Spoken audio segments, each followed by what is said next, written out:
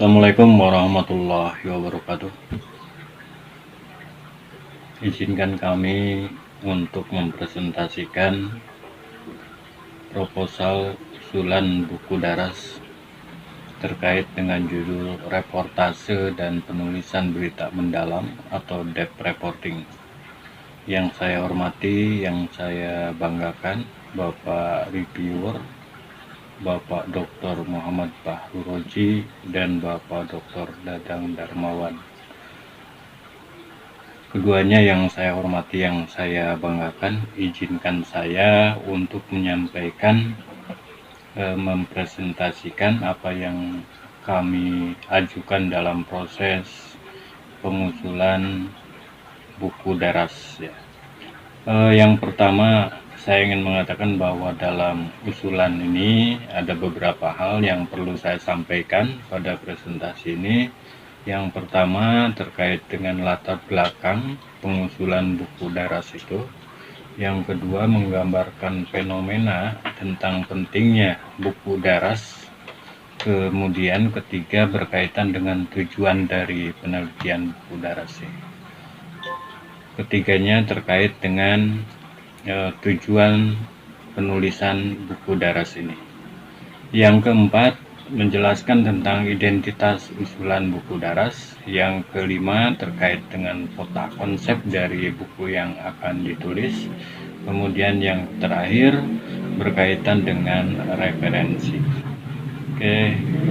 Yang pertama saya ingin menjelaskan bahwa sebuah buku ajar, sebuah buku daras itu menjadi referensi penting bagi kalangan mahasiswa, bagi kalangan pelajar.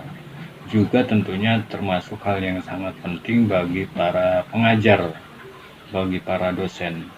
Nah, buku depth reporting sebagai buku utama yang harus dimiliki oleh teman-teman mahasiswa yang belajar tentang jurnalistik ini menjadi penting dan mutlak, karena bagaimanapun buku sebagai pegangan menjadi panduan penting bagi kajian teori ataupun konsep yang kemudian nanti diimplementasikan dalam tataran teknis atau praktek.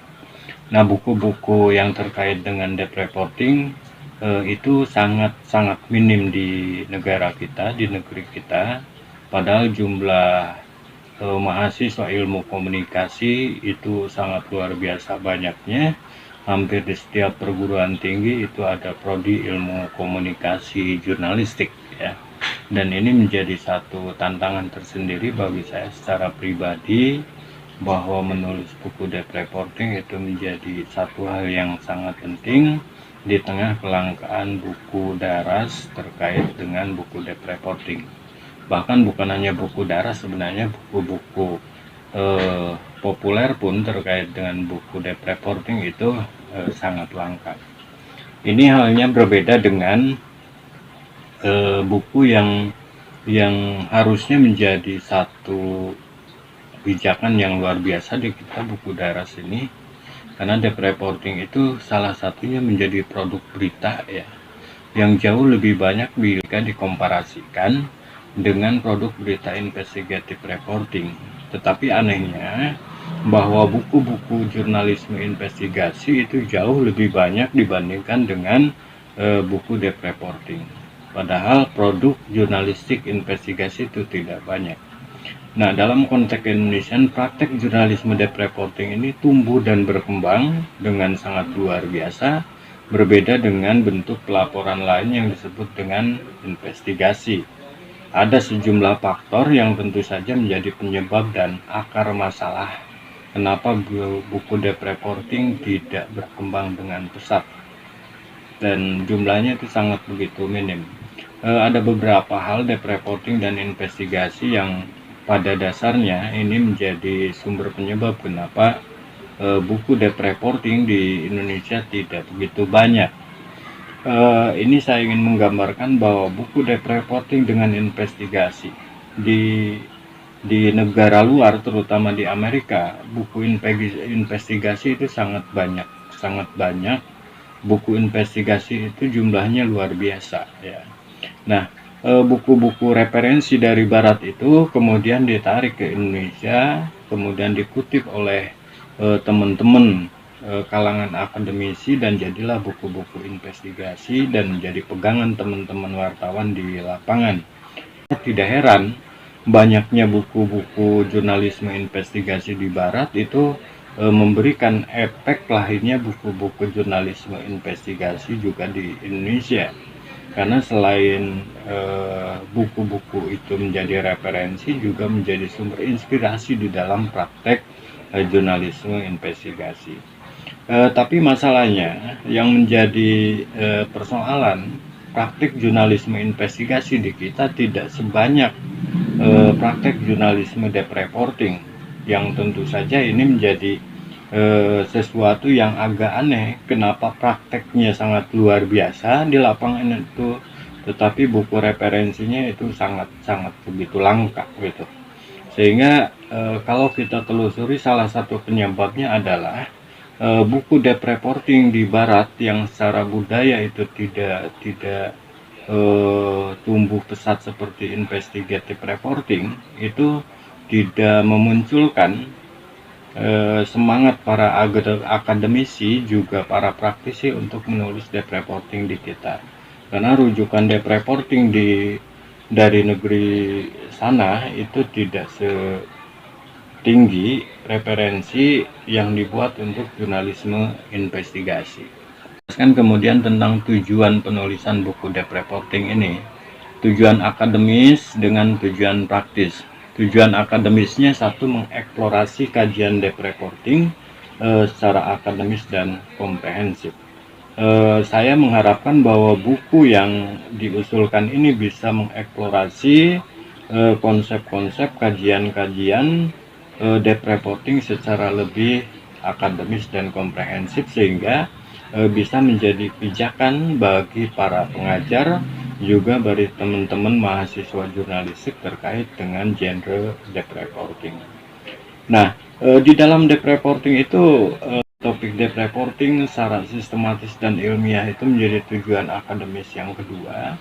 Karena bagaimanapun topik-topik deep reporting ini menjadi sesuatu yang penting ya, untuk kita kemas menjadi sesuatu kajian untuk sebuah telah bagi teman-teman di lingkungan kampus, baik secara akademis ataupun ilmiah. Jadi paling tidak buku ini bisa menyodorkan satu harapan untuk lahirnya kajian topik deep reporting secara ilmiah. Ketiga, mengintegrasikan kajian deep reporting antara teori dan praktek. Ini yang diharapkan buku deep reporting ini bisa memberikan upaya awal mengintegrasikan kajian teori dan praktek tentang deep reporting. Karena selama ini antara kalangan akademis dengan praktisi jurnalistik itu ada semacam jarak yang seringkali membuat keduanya seolah-olah tidak memiliki satu kesatuan, seolah-olah tidak ada yang satu dengan lainnya, seolah tidak ada kepentingan bersama, padahal keduanya baik akademisi ataupun praktisi jurnalistik itu memiliki peran yang signifikan di dalam melahirkan generasi kaum jurnalis di masa depan. Karena itu keduanya seharusnya memiliki satu orientasi yang sama, satu visi yang sama untuk membangun generasi ke depan. Karena itulah mengintegrasi kajian deep reporting antara teori dan praktek itu menjadi sangat penting. Tujuan praktisnya yang pertama, menyediakan buku referensi yang tergolong langka dan parsial selama ini. Kedua, memberikan pijakan konseptual dan praktek pada perkuliahan deep reporting di kalangan mahasiswa jurnalistik. Ketiga, memetakan model reportase dan penulisan deep reporting dalam genre jurnalisme era digital. Usulan buku daras yang saya usulkan, ada beberapa hal yang ingin saya sampaikan, bahwa buku daras ini memiliki judul tentang reportase dan penulisan berita mendalam. Berita mendalam itu menjadi titik bidik. Kenapa? Karena berita mendalam memiliki sisi perbedaan yang khas dibandingkan genre berita yang lain. Usulan buku Daras ini lahir karena kepentingan mata kuliah yang saya ampu, yaitu penulisan laporan mendalam atau deep reporting. Tujuan mata kuliah dari deep reporting itu secara prinsip bahwa mata kuliah ini memberikan upaya kepada mahasiswa, memberikan kemampuan di dalam memahami hal yang terkait dengan deep reporting, juga memiliki wawasan dan kemampuan teknis di dalam merencanakan, menggali, mengembangkan, juga menulis deep reporting. Itu tujuan dari mata kuliah deep reporting. Sehingga kata kuncinya reportase dan penulisan deep reporting itu menjadi titik kajian dalam penulisan buku Daras ini. Kemudian tujuan instruksional dari perkuliahan deep reporting adalah untuk memberikan pengetahuan baik terkait dengan laporan, definisi laporan mendalam, fungsi, teknik pengembangan, kerjasama tim, teknik investigasi, teknik pengumpulan data, melengkapi tulisan, menjanjikan mengemas tulisan, praktikum menulis. Juga tentu bukan sekedar teorinya, tetapi mahasiswa juga mampu mempraktekkan teori-teori, konsep-konsep, wawasan, dan pengetahuan itu di tataran praktek. Nah, outputnya mahasiswa mampu nanti menjelaskan tentang pemahaman tentang deep reporting dengan segala halnya, juga mampu mempraktekannya di dalam tataran teknis dalam genre jurnalisme deep reporting. Yang saya banggakan, reviewer yang saya hormati, saya ingin menjelaskan sedikit peta konsep untuk penulisan buku Daras ini. Ada beberapa kata kunci yang ingin saya sampaikan, bahwa di dalam deep reporting yang ingin diulas di dalam penulisan buku itu terkait dengan deep reporting sebagai sebuah ide topik. Ya, deep reporting akan dikupas dari sisi ide deep reporting. Ya.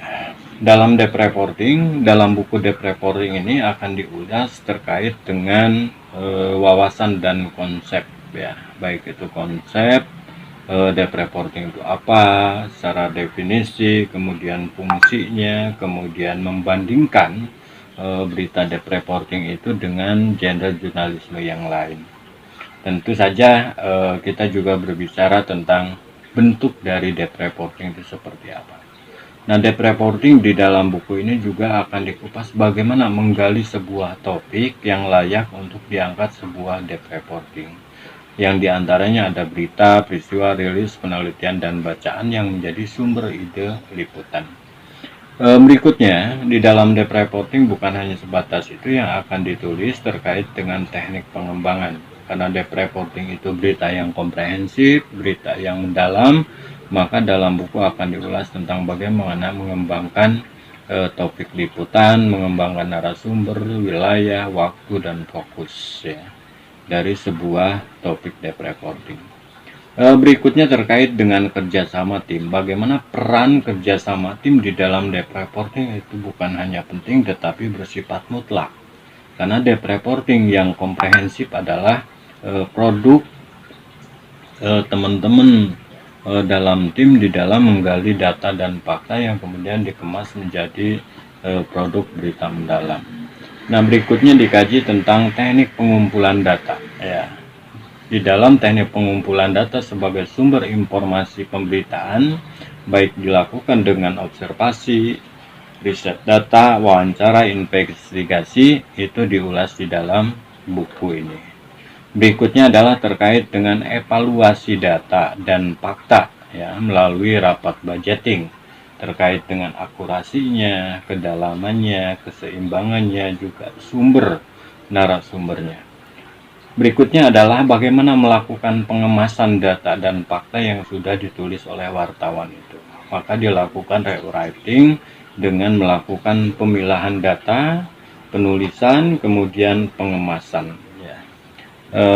Rewriting ini menjadi penting oleh redaktur karena apa? Karena debt reporting itu menjadi berita yang membutuhkan sistematik, yang membutuhkan pengemasan yang lebih apik karena debt reporting itu jumlahnya sangat tinggi, jumlahnya karena debt reporting itu penuh dengan data, penuh dengan statement, penuh dengan fakta, karena itu butuh pengemasan yang lebih apik ya. Karena itu proses editing dalam debt reporting itu menjadi mutlak dilakukan. Ini ada daftar isi yang ingin saya sampaikan berkaitan dengan bab 1 terkait dengan pendahuluan, bab 2 terkait dengan pengertian dan sejarah debt reporting, bab 3 mengupas tentang tujuan, fungsi, dan komparasi debt reporting dibanding dengan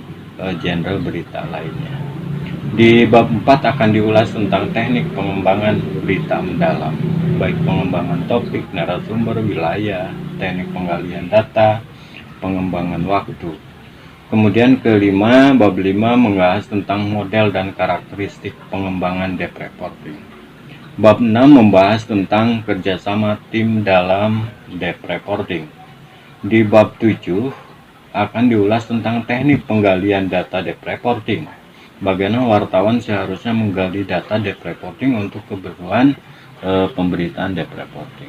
Bab 8 ini diulas tentang UTS sebagai sebuah buku ajar. Di sana menjadi penting ada bagaimana di sana ada ujian tengah semester, juga ada ujian akhir semester. Bab 9 mengupas tentang model evaluasi data dan fakta reportase. Kemudian di bab 10 akan dibahas tentang bagaimana nilai urgensi rapat redaksi, baik itu rapat proyeksi ataupun rapat budgeting dalam konteks pelaporan mendalam ya. Yang tentu saja di sana laporan mendalam itu sangat amat membutuhkan telaah kajian secara komprehensif yang dilakukan oleh tim itu sendiri. Di bab 11 akan membahas tentang peliputan dan penulisan debt reporting. Di bab 12 akan membahas tentang memilih dan memilih. Bab ke-13 akan membahas tentang memilih dan memilah data reportase. Di bab 13 akan melengkapi data reportase. Di bab 15 mengulas tentang pengemasan dan penyuntingan berita mendalam. Di bab berikutnya, bab 15 membahas tentang bagaimana teman-teman mahasiswa bisa mempraktekkan reportase, penulisan, dan penyuntingan debt reporting. Ya, bab 16 tentang ujian akhir semester. Berikut ini adalah daftar pustaka yang kemungkinan besar itu menjadi salah satu referensi di dalam penulisan buku daras. Demikian presentasi usulan proposal buku daras yang bisa saya sampaikan. Mohon masukan, koreksi, dan sarannya untuk kesempurnaan perencanaan buku daras ini. Demikian, mohon maaf bila banyak kesalahan dan hilap dalam proses penyampaian tadi. Wassalamualaikum warahmatullahi wabarakatuh.